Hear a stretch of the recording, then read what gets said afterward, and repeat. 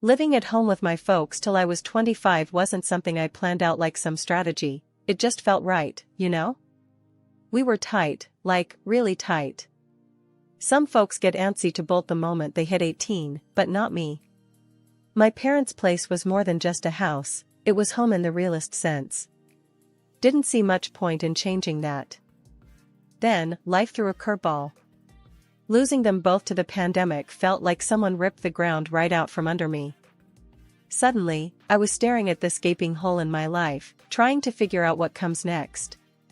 They left me enough money to coast for a while, but the thought of just living off their hard work felt off. It didn't sit right with me. So, I made up my mind to pull myself together. Wasn't easy, I'll tell you that. The whole idea of diving into the job market, of being truly on my own for the first time, was daunting. But the alternative? Living in a bubble, pretending I didn't need to grow up. That wasn't an option. Not anymore. Finding a job wasn't a walk in the park either. Ended up landing a gig as a manager at this trading company. The work was a whole new world for me, but I dug my heels in, determined to make it work. Gotta start somewhere, I told myself, over and over. I remember running into an old friend from school, Jake, while I was out grabbing lunch one day. He spotted me first. "Hey, isn't that the homebird, Emily? Still living in your folks' nest?" he teased, a smirk playing on his lips. His words stung, more than I wanted to admit. I squared my shoulders, facing him head-on. "Actually, Jake, I'm managing on my own now. Got a job and everything," I shot back, the words laced with a mix of pride and defiance. "Oh, look at you, all grown up and independent. Never thought I'd see the day," he laughed, but there was no real warmth in it. "Yeah, well, people change. Things happen. You learn to stand on your own 2 feet," I replied, my tone sharper than I intended. The conversation felt like walking through a minefield, each word carefully chosen, but loaded.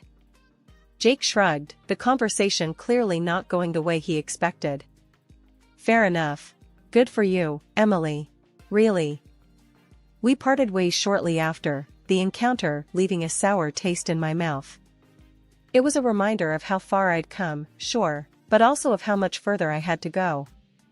That night, as I sat alone in the quiet of the house that used to be filled with my parents' laughter, I couldn't help but feel a mix of emotions. There was fear, yeah, but also a budding sense of determination. I was on a path they'd never get to see, forging a new life from the remnants of the old. The chill in the air wasn't just from the December cold, it was my first holiday season without my folks. The Christmas sale crowd was a mix of frantic and festive, a sharp contrast to my own numb wandering. That's when I bumped into him, literally. "Ouch. Watch it," I started, more out of surprise than pain. Sorry, my fault entirely," he replied, catching a box of Christmas ornaments before it hit the ground. "This crowd is wild, huh?" He was about my age, with a look of earnest concern that quickly changed to a sheepish grin. "I'm Alex," he said, extending a hand not holding runaway Christmas decor. "Emily," I responded, taking his hand briefly. "Yeah, it's madness. Christmas shopping always turns into a contact sport." Alex laughed, and it was an easy, genuine sound. "You're not wrong. I'm just trying to find something for my mom. She loves these handmade ornaments, but I'm clueless." Looking at the box he almost dropped, I picked one up. "These are nice. Look, this one's got intricate designs. Bet she'd love it." We moved through the stalls together, talking about everything and nothing. Alex was easy to talk to, a breath of fresh air in the midst of holiday chaos.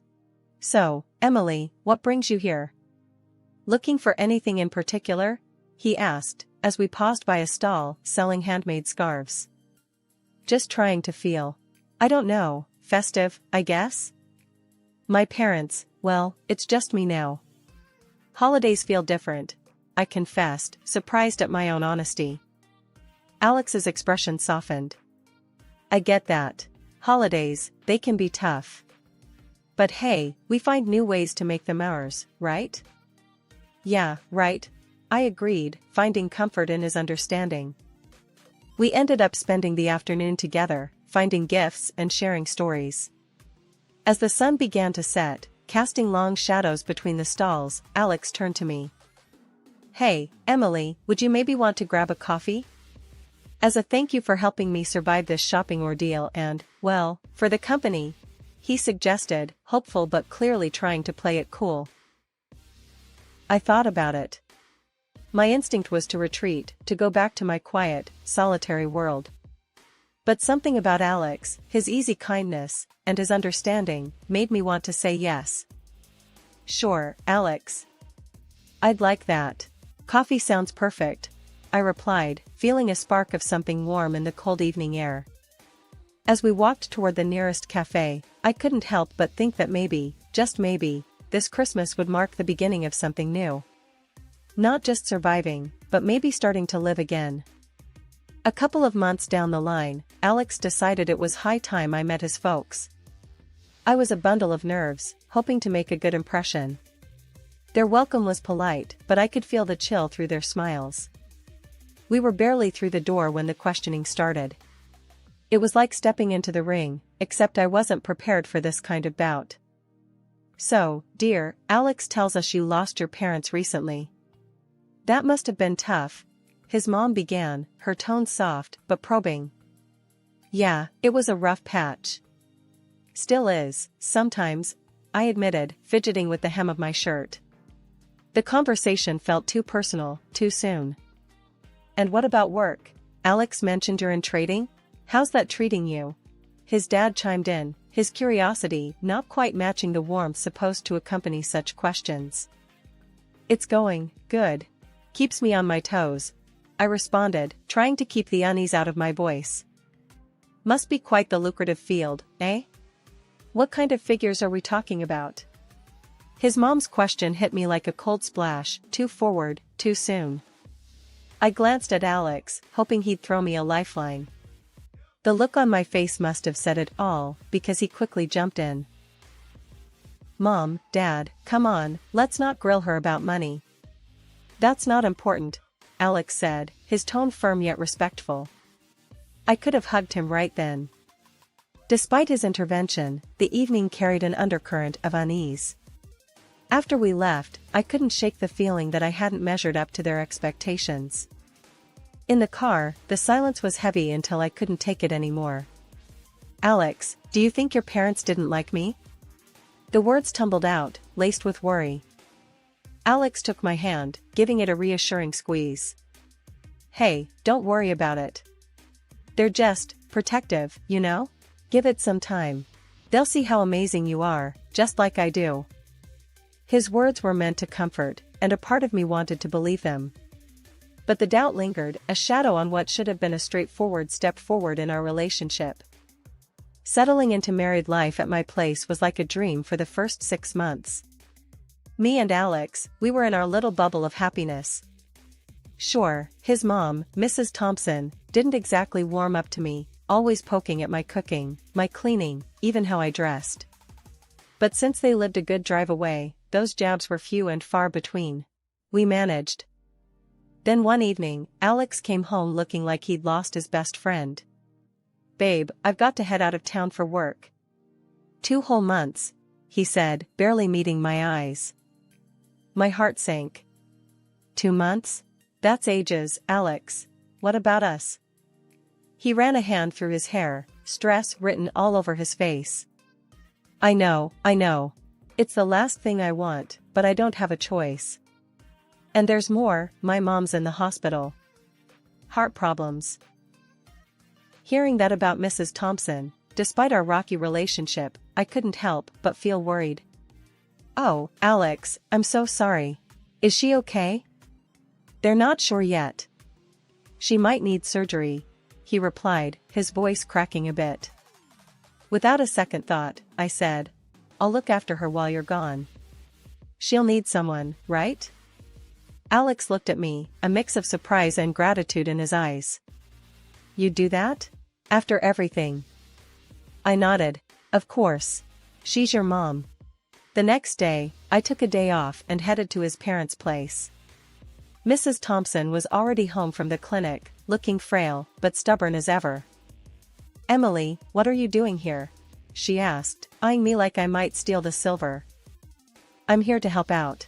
Alex is worried about you," I said, trying to keep my voice steady.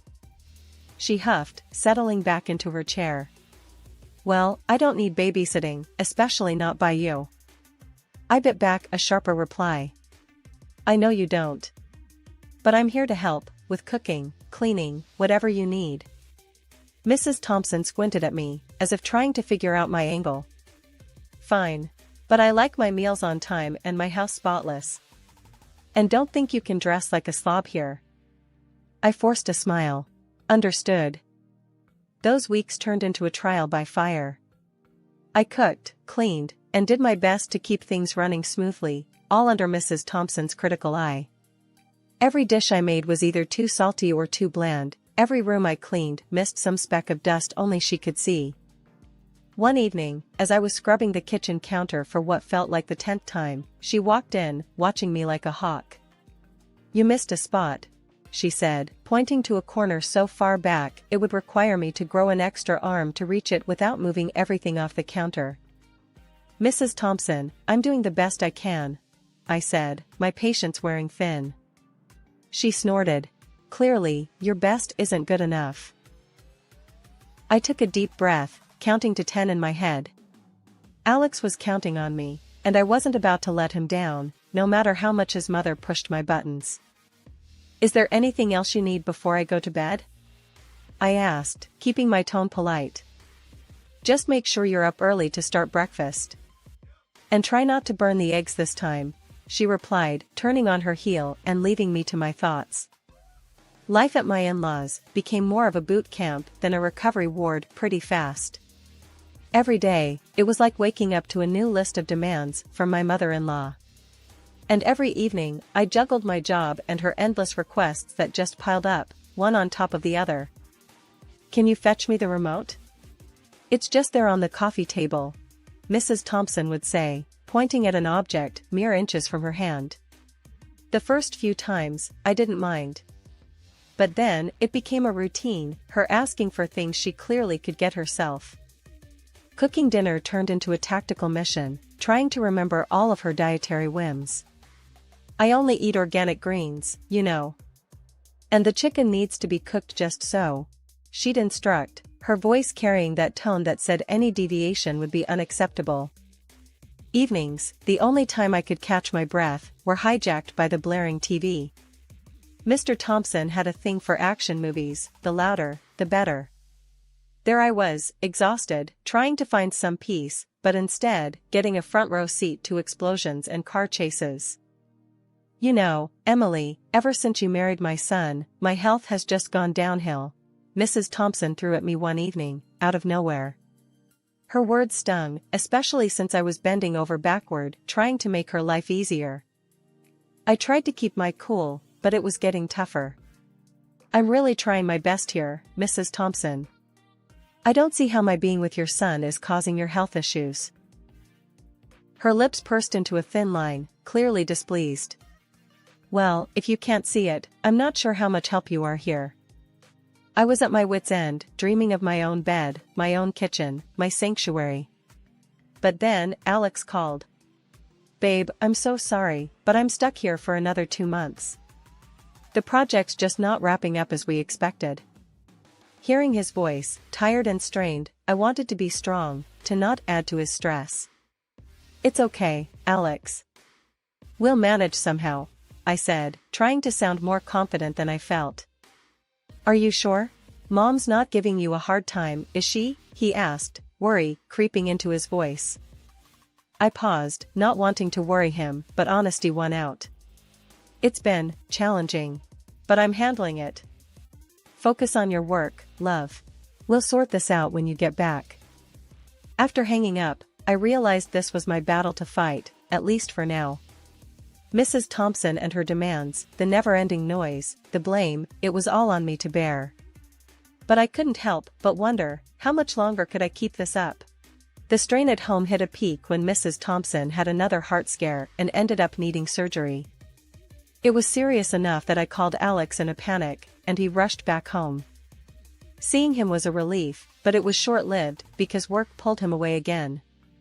After the surgery, things at home didn't get any easier.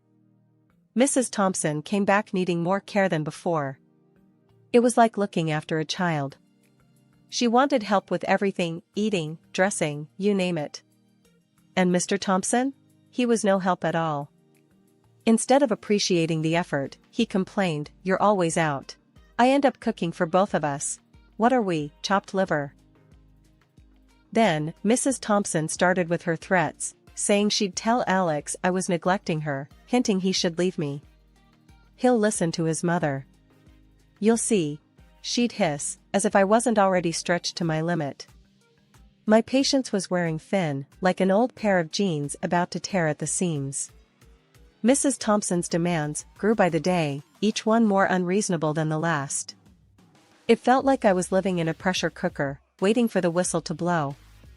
One evening, after a particularly long day at work, I came home to find Mrs. Thompson in the living room, a scowl set deep on her face. "Where have you been? I've been waiting for you to start dinner," she snapped as soon as I walked through the door. "I had to stay late at work, Mrs. Thompson.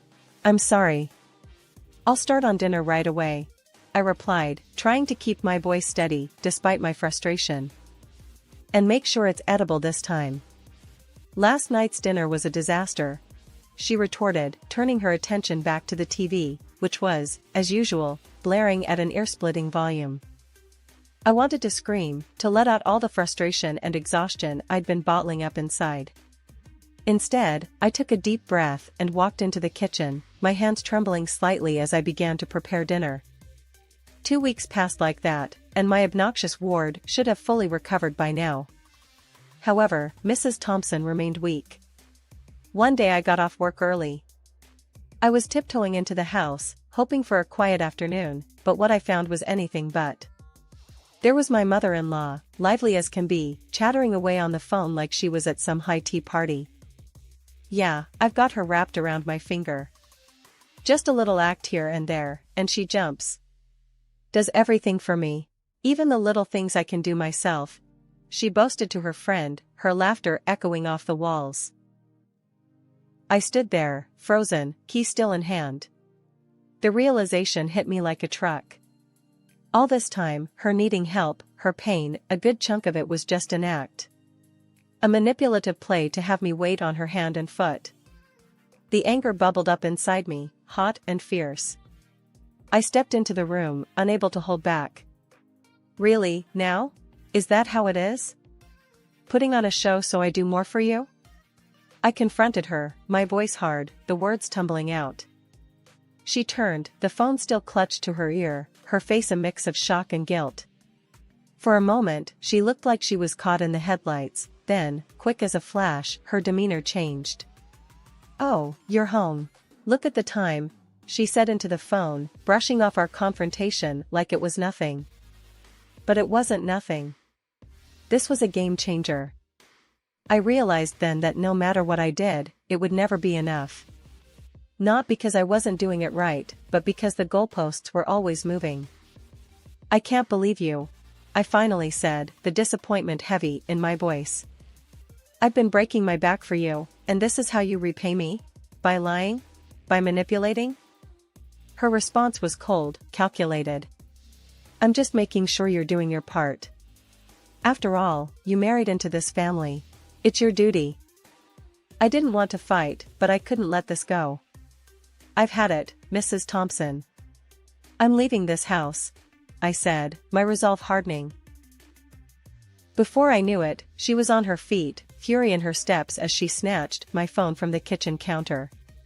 She stormed outside, and I followed, only to watch in disbelief as she threw it under the car, smashing it. "Let's see you call for help now," she sneered, her actions betraying her desperation. I felt a mix of anger and sadness, not just for the phone, but for the sheer breakdown of respect. I started gathering my things, determined to leave. But she wasn't done. She followed, throwing my clothes and personal items out after me, shouting insults that stung deeper than the cold air. "You're nothing. You don't deserve to be part of this family." I was outside, picking up my things, and trying to hold back tears when Alex arrived. The sight of his car was both a relief and a harbinger of the confrontation to come.